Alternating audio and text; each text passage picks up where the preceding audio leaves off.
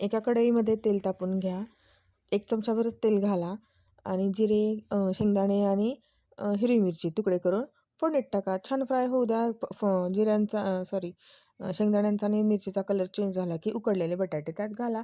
खूप बारीकही कट करू नका आणि स्मॅशही करू नका आणि खूप मोठेही ठेवू नका. अबोलधबोल ठेवा बटाटे. मीठ टाका चवीपुरतं आणि छान परतून घ्या. 2 मिनटं झाकण ठेवा आणि त्यानंतर छान परतून झाले की 2 मिनटं झाकण ठेवून झाले की लगेच काढा. कारण की खूप करपण्याची शक्यता असते.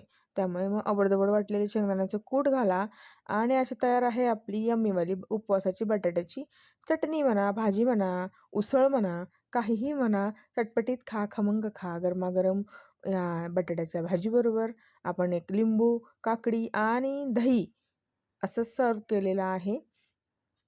तर नुसता लिंबू घालून खाल्ला तरी खूप छान लागते आणि दह्याबरोबर पण खूप छान लागते. तुम्हाला आवडत असेल तर सॉस घाला. व्हिडिओ आवडला असेल तर लाईक, शेअर, सबस्क्राईब करायला नक्कीच विसरू नका. धन्यवाद.